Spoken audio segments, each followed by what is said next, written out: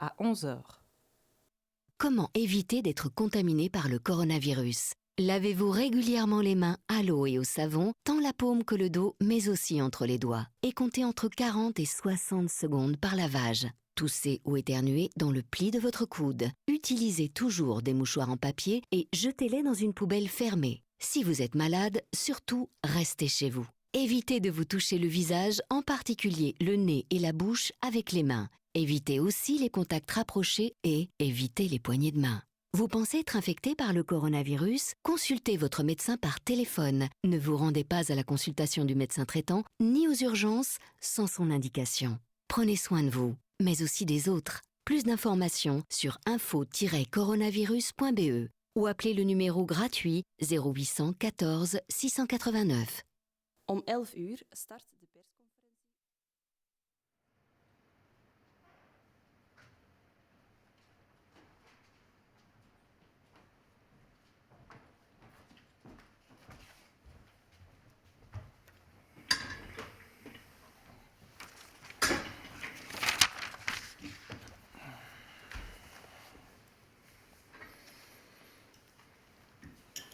Mesdames et messieurs, bonjour. Bienvenue à ce nouveau point de presse ce mardi. J'espère que vous vous portez au mieux, que vous prenez soin de vous et des autres. Je vais directement laisser la parole à Steven Van Gucht pour le point sur la situation pandémique.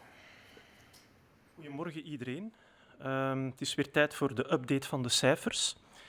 De voorbije 24 uur zijn er 256 patiënten bijkomend opgenomen in het ziekenhuis. Dat is een tweede daling op rij. 60 mensen hebben het ziekenhuis kunnen verlaten de voorbije 24 uur. En dat brengt het totaal aantal patiënten die momenteel opgenomen zijn in het ziekenhuis op 1859. Daarvan bevinden er zich 381 op intensieve zorgen. Dat is een stijging van 59 patiënten. En 282 patiënten worden beademd. Dat is een stijging met 43. Jammer genoeg zijn er 34 mensen overleden. Dat brengt het totaal aantal overlijdens op 122 in België. Het is belangrijk om te vermelden dat dit aantal overlijdens sterk kan fluctueren van dag op dag, omdat daar soms vertraging op zit in het doorstromen van die gegevens, omdat dat moet bevestigd worden door verschillende niveaus. En dat verklaart soms dat er sprongen zijn van de ene dag op de andere in het aantal overlijdens. In totaal hebben we in België de voorbije 24 uur 526 gevallen bevestigd. Dat is hoger dan gisteren, maar nog altijd iets lager dan eergisteren. Veel van die mensen zieken thuis uit. 381 van die gevallen kwamen uit Vlaanderen, 87 uit Wallonië, 38 uit Brussel en 4 van vooralsnog onbekende origine. Dat brengt het totaal van het aantal bevestigde gevallen in België op 4.269.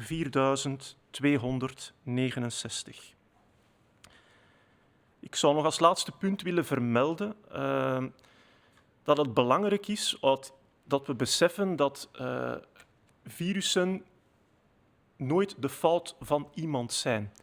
Virussen veroorzaken vaak stigma. Dat hebben we in het verleden gezien met andere virussen, zoals HIV, ebola en nog vele andere.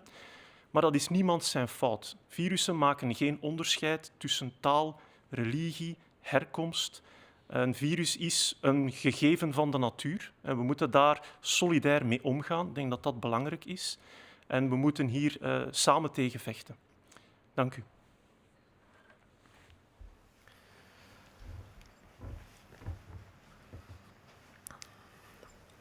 Bonjour à tous, goedemorgen iedereen. Nous faisons le point aujourd'hui pour la situation d'hier, donc du 23 mars. Hier, 256 personnes ont été admises à l'hôpital.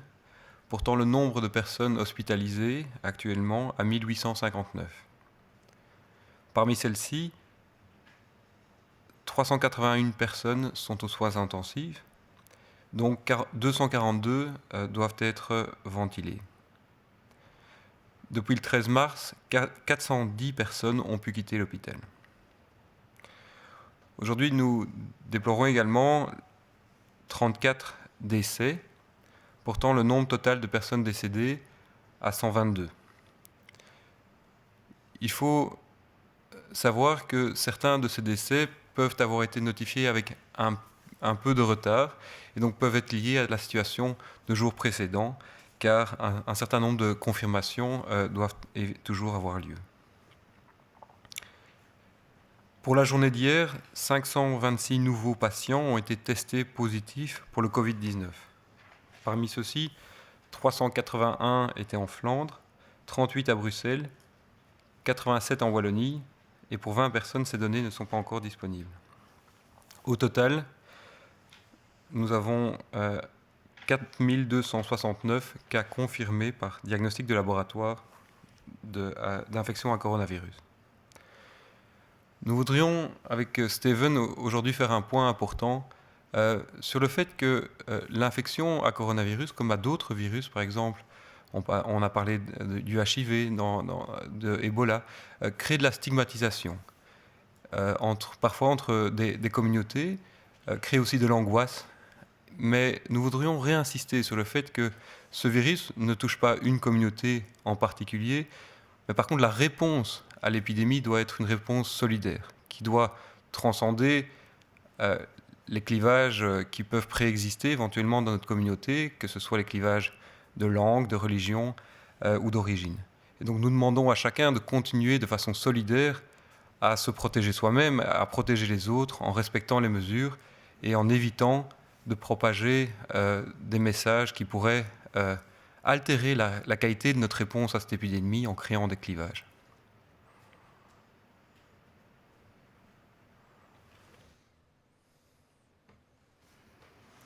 Goedemorgen. De cijfers tonen op een zeer pijnlijke manier aan dat we volop in een crisissituatie zitten. Een periode waar iedereen zijn verantwoordelijkheid moet opnemen. Het is dan ook ongehoord om vast te stellen dat voor een aantal personen deze periode nog wordt aanzien als een soort van alternatieve vakantie. We begrijpen dat iedereen wil profiteren van de eerste lentezon, maar het is nu niet het moment om met vrienden wat te gaan rondhangen in het park of een eerste aperitief te organiseren met uw buren. De basisregel is heel eenvoudig. Blijf zoveel mogelijk thuis. Als iedereen zijn sociale contacten maximaal beperkt, heeft het virus geen kans om zich verder te verspreiden. Hou de cirkel met wie u deze dagen contact heeft zo klein mogelijk. Zo vermijden we dat het virus vrij spel krijgt. Voor mensen die nood hebben aan ontspanning, herhalen we nog heel even de maatregelen en de richtlijnen. Alle recreatie is verboden. Enkel wandelen, fietsen, lopen is toegestaan als dit plaats kan vinden in uw directe omgeving. U woont. Het is niet toegestaan om een voertuig te nemen, uw auto te nemen, om zich te verplaatsen naar een park, naar de zee of de Ardennen. Lopen, fietsen, wandelen kan met alle gezinsleden die onder één dak wonen of met één vriend of vriendin. Maar hou daarbij rekening met de social distancing en hou afstand 1,5 meter. Maar ook thuis kan u zich zinvol bezighouden. Koken, lezen, tuinieren, klussen zijn allemaal dingen die kunnen ontspannen. We begrijpen dat de maatregelen zeer ingrijpend zijn, maar we hebben eenmaal maar één kans en dat is nu. Dit is de enige manier om de verspreiding van het virus te beperken. We rekenen op elk van u. Blijf thuis, zorg voor jezelf, zorg voor de anderen en hou vooral vol.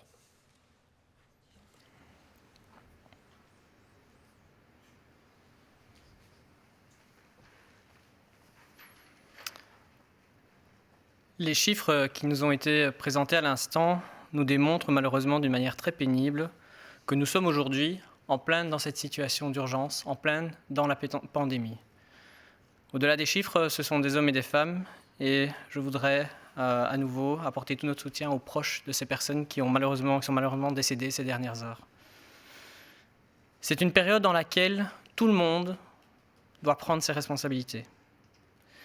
Il est encore incompréhensible et inacceptable que certaines personnes ne comprennent pas ces mesures et prennent cette situation comme une sorte de vacances alternatives. Bien sûr, on comprend que c'est difficile. Bien sûr, on comprend que certains voudraient profiter du soleil, mais ce n'est pas le moment. Ce n'est pas le moment d'aller avec ses amis dans le parc ou organiser un apéritif entre voisins. Les règles de base sont assez simples et c'est celles qui fonctionnent, c'est celles que le corps médical, que les experts nous ont préconisées. Restez un maximum chez vous. Si tout le monde limite de la sorte ses contacts avec d'autres, nous allons pouvoir, ensemble, limiter la propagation du virus. C'est simple, mais tout le monde doit le faire. Gardez dès lors ce contact limité à votre cercle de famille avec qui vous vivez sous le même toit. On peut le répéter encore une fois, toute activité récréative est interdite. Bien sûr, vous pouvez prendre l'air. Bien sûr, vous pouvez aller travailler selon certaines conditions qu'on a déjà évoquées. Mais si vous allez prendre l'air, limitez-vous à courir, marcher, faire un peu de vélo dans votre environnement, proche de chez vous, proche de votre maison. C'est évident qu'il n'est pas question d'aller prendre sa voiture pour aller visiter un parc, pour aller à la mer ou aller par exemple dans les Ardennes.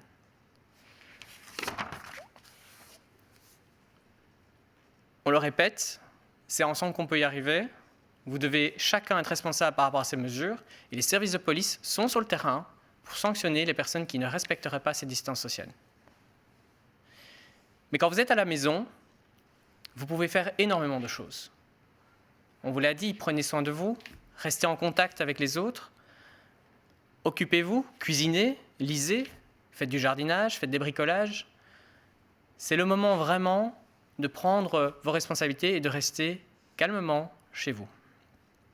On comprend bien sûr que c'est difficile, mais on n'a qu'une chance maintenant d'agir parce qu'on est aujourd'hui au cœur de cette pandémie. C'est la seule manière que nous avons d'y arriver, c'est la seule manière que nous pouvons chacun agir, avec laquelle nous pouvons agir chacun pour aider les professionnels de santé. On compte sur vous, restez chez vous, prenez soin de vous et prenez soin des autres. Merci. On va passer maintenant à certaines questions qui nous sont parvenues. Le taux de mortalité dans la région de Bruxelles-Capitale semble être plus élevé que dans les autres régions. Est-ce correct? Est-ce qu'il y a une explication? Y a-t-il une mortalité accrue chez les jeunes à Bruxelles? Donc, cette question vient probablement du fait que parmi les données qui ont été rendues disponibles hier, on avait vu une proportion significative de décès qui avaient eu lieu à Bruxelles. C'est un chiffre d'une journée sur l'ensemble des données que l'on a. Ce n'est pas une tendance que l'on observe. D'ailleurs, aujourd'hui, Bruxelles n'est plus surreprésenté en comparaison avec hier. Et donc, c'est évidemment quelque chose que nous suivons de près. Chaque hôpital, chaque région est suivie avec attention, mais nous n'avons pas d'argument aujourd'hui pour dire qu'une région serait plus sursaturée qu'une autre. C'est évidemment quelque chose qu'on suit. Par rapport à la question de est-ce que les jeunes à Bruxelles sont plus à risque que d'autres, mais tous les jeunes sont concernés par ce virus. Une partie d'entre eux, une minorité, va développer des formes sévères, mais ce n'est pas lié à un phénomène bruxellois, c'est un phénomène que l'on rencontre partout. Et donc c'est de nouveau un message pour les jeunes en disant « mais ça nous concerne également ».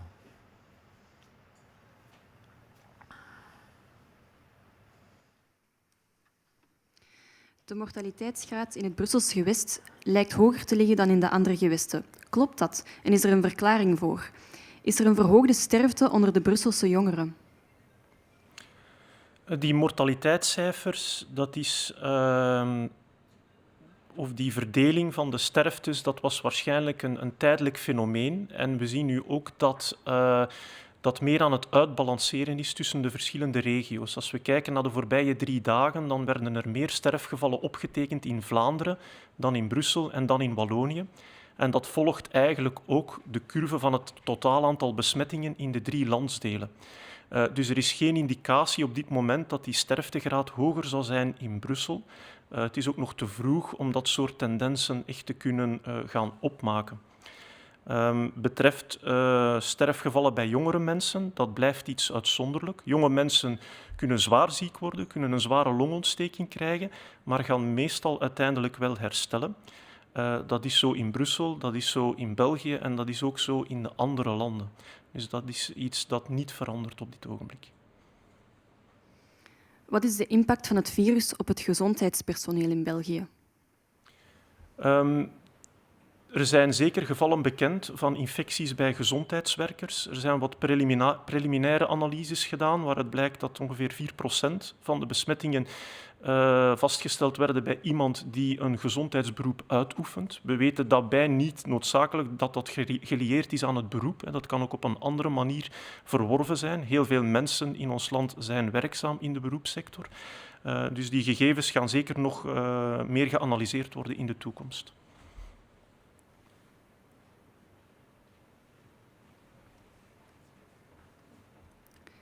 Dans quelle mesure le personnel soignant en Belgique est impacté par le virus? Donc, nous savons que le personnel soignant est évidemment très exposé au virus. Nous savons également qu'un certain nombre d'infirmiers, de médecins sont aujourd'hui infectés ou écartés. Une analyse préliminaire nous a montré que 4% des cas d'infection confirmés au laboratoire concernaient des personnes qui travaillent dans le secteur des soins. Et donc, c'est un élément qu'on continue à suivre avec attention. Et donc, nous ferons le suivi. Est-ce que l'on vérifie si les personnes qui décèdent à la maison pourraient être décédées à cause du coronavirus? Existe-t-il des tests post-mortem? Se trouvent-elles également dans les statistiques?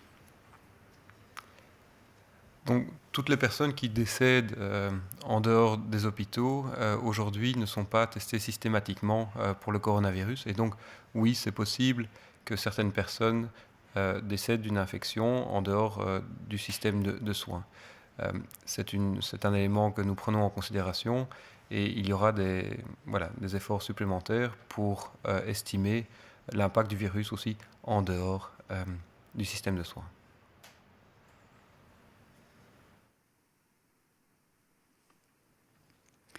Wordt er gecontroleerd of mensen die thuis overlijden ook overleden zijn aan het coronavirus? Zijn er postmortem tests? Belanden ze dus ook in de statistieken? Wel, de huidige statistieken zijn gebaseerd op de sterftecijfers in de hospitalen. Dus we hebben nog niet direct statistieken van het aantal overlijdens thuis en in hoeverre dat COVID-19 gerelateerd is.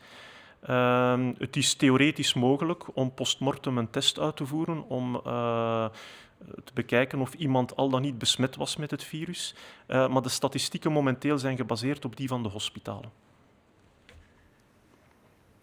Gisteren meldde u dat er een tekort was aan beschermende en wegwerpapparatuur in de ziekenhuizen, behalve de maskers. Wat wordt er gedaan om dat op te lossen? Wel, er is een risico op tekort. Dat is nog een verschil met er is een tekort. Er is een werkgroep opgericht die zich daarmee bezighoudt om te bekijken welke benodigdheden mogelijk kritiek zijn en hoe dat we kunnen voor zorgen dat daar voorraden van aangelegd worden, dat die toevoer gegarandeerd is. Dus daar zijn verschillende mensen heel hard mee bezig om te zorgen dat België goed bevoorraad wordt en dat er geen acute tekorten ontstaan.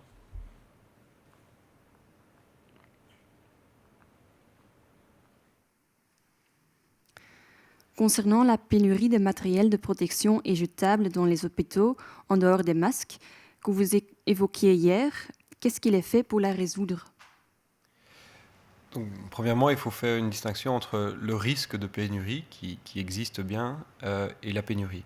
Et donc, il y a aujourd'hui en Belgique un groupe de travail extrêmement actif qui prend toutes les initiatives pour prendre un état des lieux de la situation en continu par rapport à tout ce matériel critique et stratégique, et pour répondre et réaliser tout l'aspect de commande et d'approvisionnement, de distribution. Et donc ce groupe est extrêmement actif et de nombreuses personnes travaillent jour et nuit dans ce sens.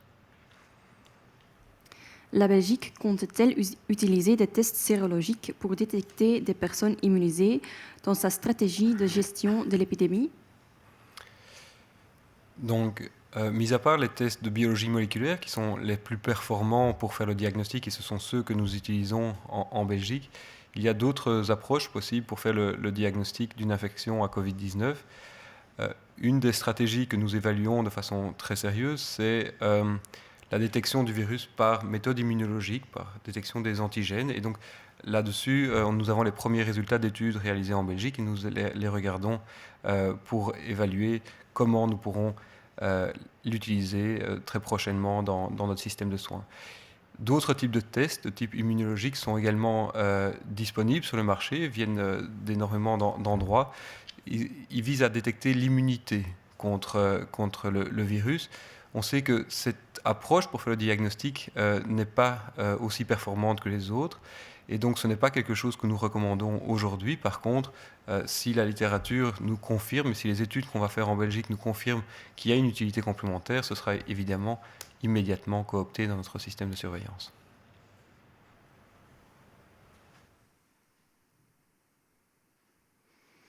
Is België van plan om serologische tests om geïmmuniseerde personen te detecteren te gebruiken als strategie om de epidemie te beheersen? Er zijn twee soorten toepassingen voor serologische testen. Dus eerst en vooral, wat is een serologische test? Dat is een test die opspoort of iemand antistoffen heeft ontwikkeld na een blootstelling aan het virus. Wanneer iemand antistoffen heeft, betekent dat niet dat hij nog besmettelijk is. Mogelijk is het virus al verdwenen, maar het duidt wel op een vroegere blootstelling. Dat kan interessante informatie zijn, want dat betekent dat die persoon waarschijnlijk immuun is en dat hij bijvoorbeeld minder risico loopt. En als het een gezondheidswerker is dat ook handig om te weten. Er is een tweede toepassing waar we nu volop aan het inzetten zijn. Dat is het toepassen van serologietesten voor een bevolkingsonderzoek te doen, om na te gaan hoeveel procent van de mensen in België immuniteit hebben verworven reeds. En dat is belangrijk om te weten van, ja, zijn we op weg om naar een soort populatie-immuniteit te gaan? Of hoe lang gaat dat nog duren? Wat zijn de risico's voor de toekomst? Dus dit soort studies zitten in de pipeline. Die zijn niet voor meteen, dat vraagt een grote voorbereiding. Het heeft ook niet veel zin van dat te vroeg mee te beginnen, want dan zijn die cijfers ook nog te laag. Wanneer het gaat voor de toepassing van die testen voor diagnostiek, is dat iets gecompliceerder. Het is mogelijk dat iemand geïnfecteerd is en in een vroeg stadium van de infectie heel besmettelijk is, maar dat die serologietesten compleet negatief blijven. Die gaan pas later positief worden. Dus voor de diagnostiek kunnen ze enkel maar een complementaire waarde geven bovenop de standaardtesten die we nu gebruiken, die gebaseerd zijn op detectie van het genetisch materiaal.